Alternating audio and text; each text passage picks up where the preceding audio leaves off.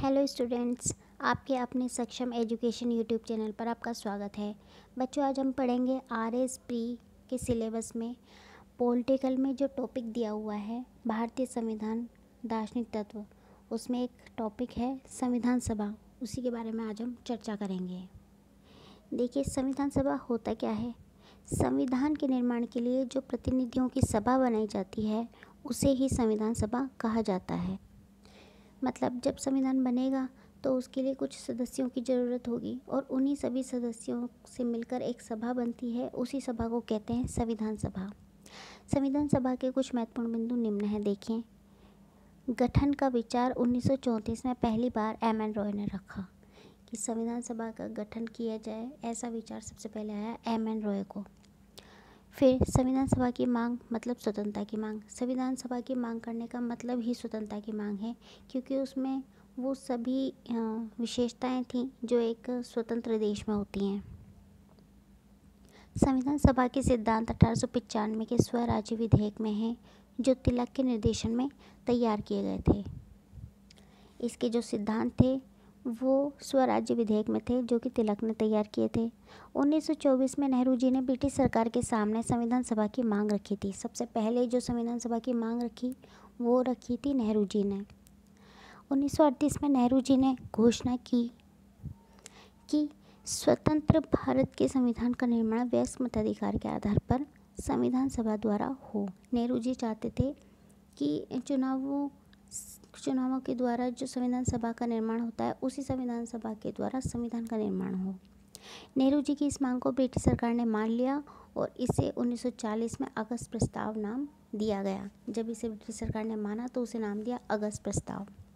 1942 में क्रिप्स प्रस्ताव में संविधान सभा के निर्माण की मांग को स्वीकार कर लिया और इस मांग को क्रिप्स प्रस्ताव में भी स्वीकार कर लिया।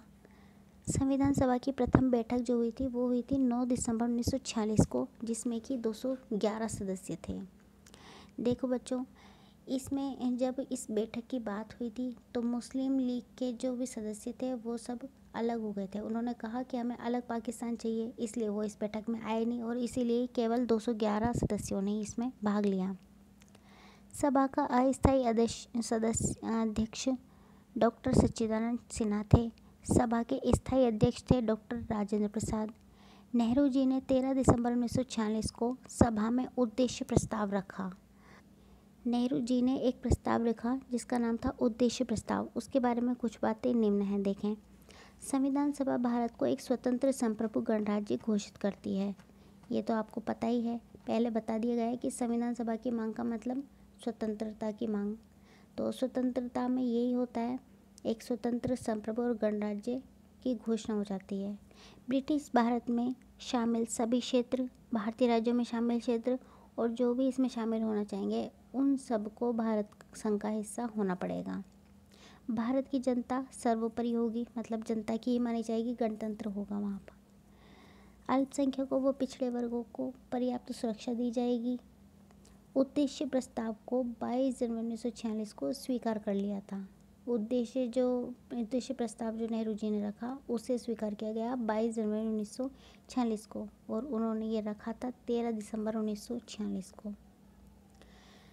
आगे स्वतंत्रता अधिनियम द्वारा परिवर्तन। अब जब स्वतंत्रता अधिनियम आया तो उसके द्वारा इसमें क्या क्या परिवर्तन हुए संविधान सभा में देखें।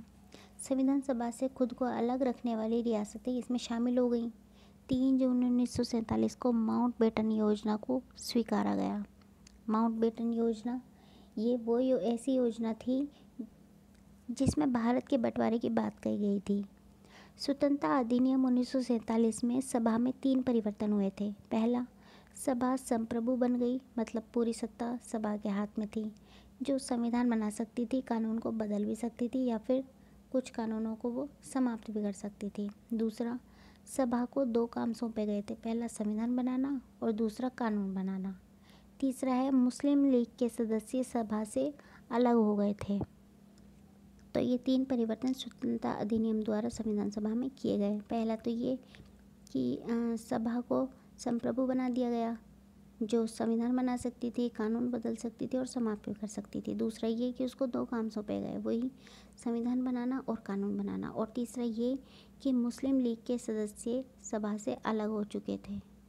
संविधान सभा के कुछ कार्य भी थे जो उन्होंने किए संविधान सभा के सदस्यों ने मिलके, वो थे राष्ट्रध्वज को अपनाया। राष्ट्रध्वज को उन्होंने अपनाया 22 जुलाई 1947 को। राष्ट्रगान को अपनाया 24 जनवरी 1950 को। राष्ट्रगीत को अपनाया 24 जनवरी 1950 को।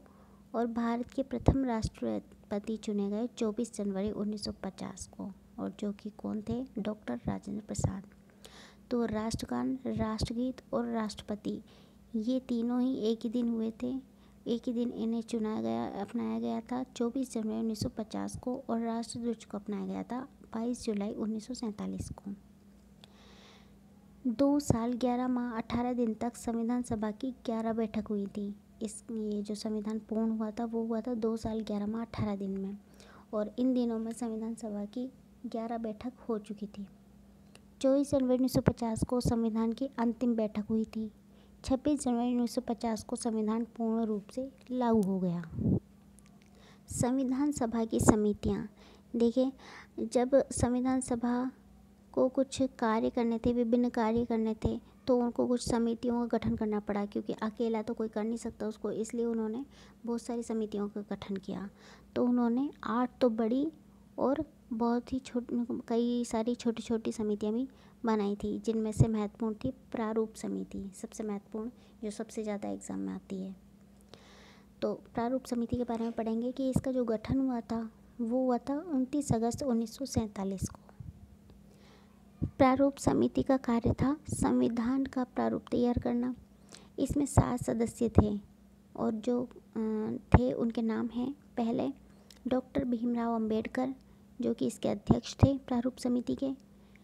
एक थे एन गोपाल स्वामी अयंगर, आल्हादी कृष्ण स्वामी अय्यर, डॉक्टर के एम मुंशी, सैयद मोहम्मद सादुल्ला, एन माधवराव, जो कि BL मित्र की जगह आए थे, क्योंकि BL मित्र की तबीयत थोड़ी ख़राब हो गई थी, तो उनकी जगह पर एन माधव आए थे।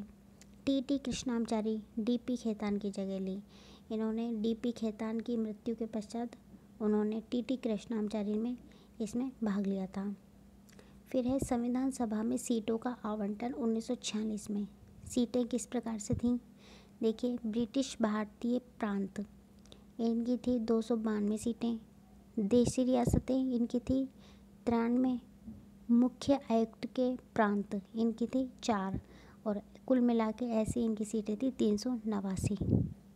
फिर देखिए, संविधान सभा के लिए हुए चुनावों के परिणाम। कई बार क्वेश्चन आ जाते हैं कि निम्न में से ये दल नहीं था, या फिर निम्न में से कौन सा दल था संविधान सभा में, तो इसलिए हमें ये भी पढ़ना ज़रूरी है। तो देखिए, पहली थी कांग्रेस, जिस जो 208 सीटों से जीती।